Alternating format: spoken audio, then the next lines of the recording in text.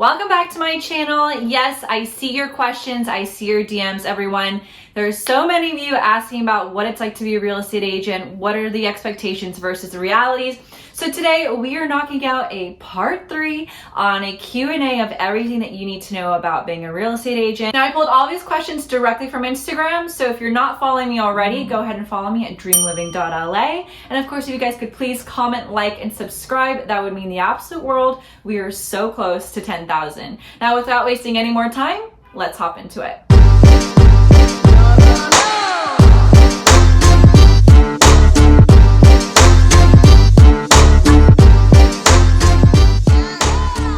All the questions prepped here on my laptop, so we're gonna dive headfirst into question number 1, which is asking, what is your advice for someone starting out? You know, when you're starting out, it's easy to get kind of lost, right? Because you're diving into a brand new business where you know absolutely nothing about it. And you're at a point where you don't even know what you don't know. But over time, you will learn. There's guidance in your office, you have mentors. And my biggest advice is don't get caught up in the constantly preparing phase. You're preparing to prepare to prepare to prepare. You won't feel comfortable doing a listing appointment until you're prepared. You won't feel comfortable door knocking until you feel prepared. And you know, yes, there will be the beginning of your business. You will need to take the time to build a website, build your social media, get your business cards, get everything kind of in order, learn the basics of real estate, practice some scripts, but don't spend a month preparing to prepare. The only way you'll ever grow and truly get knowledgeable experience is through real life experiences. And so go door knock, make the cold calls. You're probably gonna mess up really big, probably embarrass yourself, but at least you're out there, you're putting your name and face into the world, and you're having real life one-on-one conversations. Second question that I got is, how to build your business in a shifting market. Is this the right time to get into a business? Is there a recession coming? All of these questions kind of centered around starting a new career during a downshift in the market. The biggest thing that you can do for yourself right now is, first of all, do the work. Okay? With a recession coming and a shifting market, a lot of agents are going to get booted out of the market because they're not willing to do the work and they're not willing to stay committed and dedicated to their systems that are in place. This is not the time to be kind of just waiting for business to come to you, right? The last 2 to 3 years with the pandemic, business has pretty much come to our doorstep. You have a listing, you have 100 people at your open house begging for your business. It's not going to be like that as we move into this market. You need to really go back down into the basics and hone in on marketing, branding, social media, and video work. You have never had a better time than now to be diving headfirst into this. You need to be branding yourself. You need to be getting your face and name out into the world.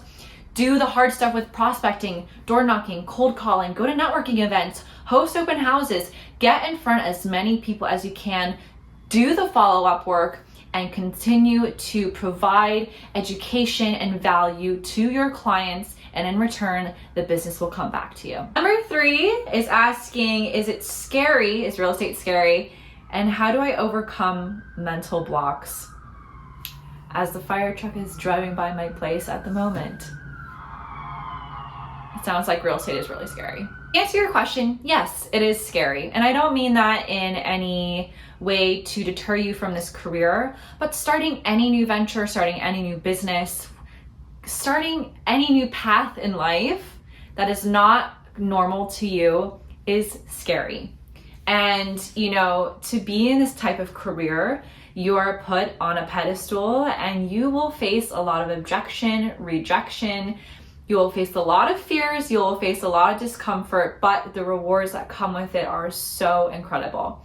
So if you ever find yourself doubting yourself, you know, you're having mental blocks, or you're just feeling like you're in a really negative headspace, you need to snap out of it. Now, of course, that is easier said than done, but the way that your mind is geared towards how you look at life will have a huge impact on your success. And the number one thing that you need to do is focus on positivity and your own confidence and determination. You know, they did a study where if you wrote down 5 things that you're grateful for every day for 21 days, it actually made a shift in the mind, in the brain, at how you looked at life. And when you perceive life in a more positive way and, choose to turn your head from fear, you will be more successful. Now, if you ever catch yourself saying things to yourself, you have devil and the angel, and the devil is deciding to, say things that are just not benefiting you, what I always recommend to myself and to friends and family and clients is that if you hear yourself thinking the worst of the worst, speak out loud to yourself. I know it sounds a little crazy, but speak out loud to yourself and say, no, not today.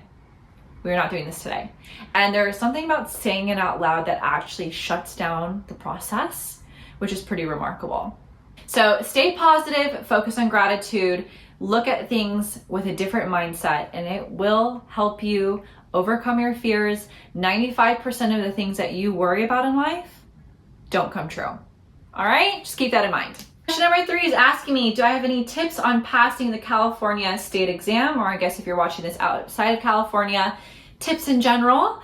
And how long does it take to be licensed? Now, of course, states vary state by state, so please check with your state's Department of Real Estate, the DRE, to confirm. But at least with the state of California, the process of getting licensed is very quick. You just take 3 college level courses with a certification program. I have a link down below if you want to use the same school that I personally used to get my own license, and I also have a discount code connected to that as well. And with that, you can go at pretty much your own pace. Now, if you want to do it at the fastest pace possible, minimum you need to take 18 days per course. Now, once you receive your certification, you can then send that to your DRE, Department of Real Estate, request a test date, and then you can choose pretty much whenever you want to take your test. I took mine, I think, 2 weeks after receiving my certification. So it's really up to you what you're comfortable with if you need more time to study. But in terms of tips for studying, there are some great resources online. My prep agent, he's amazing. He does not know I exist, but I did use him for studying, doing a crash course for my exam, and I passed on my first try. So definitely check him out. He's amazing. Very on the money with the questions and the context of the information that you need to study. Question number 4, I'm gonna lose track. I can't keep track. What does the design of my business card look like? That is a great question. Let me go get it. So I keep all of my business cards in a metal case. Guys, this is $6 on Amazon. You don't need to get anything fancy. I designed my business cards myself on Canva. And if you don't know what Canva is, guys, you're missing out. It is the best program in the entire world. So this is what my business card looks like. This is my logo that I designed myself, also on Canva. And then you flip it over, I have my Coldwell Banker logo and all of my contact information. Now, if you're designing your business cards yourself, please, please, please check with your brokerage or your manager to make sure that you have any disclosures that you might need. So for example, I had to put on this one, owned by a subsidiary of NRT LLC. And then you have to have some fair housing logos. So just triple check with your broker if you're missing anything, because you do not want to spend hundreds of dollars printing them out, finding out that you can't use them. All right, next question is, what are my suggested methods for prospecting? Now, there are so many ways to get business, but I think people have the wrong perception on how to do it. You know, a lot of people will try something for 30 days, will not get results, and chase after the next thing. It's like chasing the shiny object. You're always chasing the next big thing that someone recommends. That is not what you want to do. You want to hunker down and pick maybe 2 to 3 of the list that I'm about to list out and stay consistent with it. I mean, for example, for me, when I got into business a few years ago, one of my number one choices of prospecting and building my brand was through social media work and video work, since you're here watching this video right now. And it took me a year and a half of doing consistent social media work to land my first client. So stay patient. Now, different avenues of prospecting, classics are door knocking, cold calling, pursue expired listings, for sale by owner listings, also known as FSBOs, open houses, go to networking events, geographical farming, so picking a farm, sending out postcards on a monthly basis, calling them, handwriting cards. You're really working your area or neighborhood, for example. Choose to partner with vendors, so a lender, photographers. If you have someone that you know of that does another type of business that is really well connected to clientele, wiggle your way in there. Maybe do a sponsorship, maybe do a co something together. So those are different avenues of prospecting to pursue. Pick 2 or 3 and hunker down and stick with it. I promise you in time it will pay off. Next question, can you be successful without a pre-established network to lean on? Oh, I love this question. Yes, 1000%, absolutely. Is it gonna be tougher? Yeah, but it is not impossible. You know, I see comments all the time. It's like, well, I'm not from this area, or do you think I could be successful because I'm this certain race, or I'm a female or a male, or I don't have anyone here, I'm only 18. You know, all of these objections that you're presenting for yourself. And I can understand where you're coming from. Yes, like one of my biggest insecurities when I started was my age. You know, I'm beyond that now, but at the time it's something that I thought about. So don't let these insecurities creep up on you. If you don't have a pre-established network in whatever city that you're pursuing your career, that is okay. You know, for me, I'm not originally from Los Angeles. I'm actually originally from Northern California. I moved down here probably 6 years ago at this point, and I did not know anyone here. I did not have friends down here. I did not have family down here. I did not have a past job here to lean on. I had absolutely no network or connections whatsoever. So I really had to start from scratch. And, you know, pursuing business that I already knew existed. So for sale by owners, expired listings, open houses, networking events, you know, I was putting myself in front of people, and that's what's brought me success today. So believe in yourself. Don't talk any negative talk, you know, into your mind. As we were talking about earlier, tell yourself out loud, we are not doing this today. Stay positive. It will fix everything and in terms of how you look at life. Next question is also a really great question that I can also relate to. Does it matter what car you drive? So when I was brand new in this business, I drove a different car. It was an old car, you know, family car, and I used to be so insecure about it. I would park down the street. If I had a listing appointment, I would walk a block to the house. You know, if I was showing clients to buy or houses to buyers, I would try to park around the corner, walk over, say, oh, I just happened to park around the street. And, you know, it was a huge insecurity of mine. But, you know, the year that I had that car, I was still doing business. People, you know, good clients, they do not care. It's not about what you look like. It's not about what car you drive. If you're confident, if you're knowledgeable, if you're an expert and you know what you're doing and you can bring value to the table, it's not going to matter. Is it going to boost your confidence and you have the funds to do it? Go for it. I think that's amazing. But, you know, don't focus too much on it. Your time will come where you will be successful, and you can invest into these things to make you more confident, but work with what you have now, you know, and in all time it will work out. Question is asking, do you need any special credentials to work in the luxury market? So technically no. There are programs out there that you can take so to, you know, kind of legitimize yourself, give you some credibility. So for example, I work with Coldwell Banker, if you guys didn't know that already, and also I have a Google form down below. If you would like to interview with Coldwell Banker, I can connect you with a manager in any Coldwell Banker Realty office in the US. So if you're interested, go ahead and fill that out. But Coldwell Banker does have something called a global luxury program. And with this program, you know, you take a certification course, so you will be certified. And then you also get access to a ton of global luxury marketing materials. So instead of your classic blue and white logoing, it's the sexy kind of black and white logoing, and you have access to special business cards, special, you know, open house signs, special printouts, tons of stuff.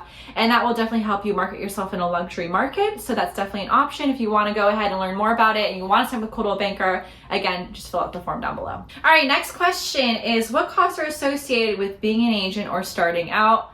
Also a great question. So let's think about this here.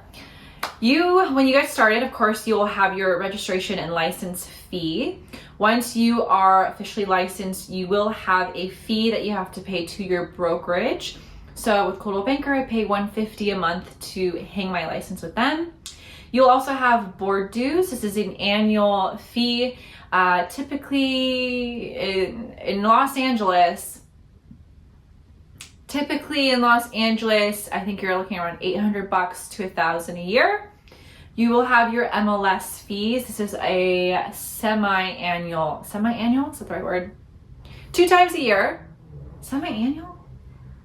Let me know down below, guys. 2 times a year, you'll have an MLS fee. I believe I pay $225 per section per half of the year. You'll of course also have your marketing costs, so building your website, any CRM programs, client relationship management, business cards, any marketing materials that you print out, postcards, postage, media marketing if you take out clients to lunch or dinner or coffee. And of course, if you get a listing, you will upfront pay, marketing costs for that regardless if it sells or not. So you better hope that you price it right. So for that, when I list a listing, I usually spend about $1,200 per listing to market it properly to get my clients exposure. So those are a handful of things that you would pay for probably in your first year. If I think of any more, I will comment them down below. Is it advantageous to start with a team? Now, I've talked about going with a team versus solo before on this channel, but we'll talk about it again. It really depends on what your goals and aspirations are and who you are as an individual. Now, if you go solo, it is you and you only, and that's about it. Of course, you might have a mentor or a manager to guide you, but you are on your own for prospecting and doing business. So I am solo. And the great thing about it, although it is a more difficult, less comfortable route, everything that you do is in your name, and it is something that's very rewarding, and you're building your own business. Now, when you go with a team, you are no longer Chloe, the real estate agent. You're Chloe, the real estate agent that works under team name. Now, they will help you at times open up doors and opportunities, open up prospecting opportunities, but you're not building your own business. You're building someone else's business, so it is less rewarding. Teams will also take a significant cut from any transaction that you do.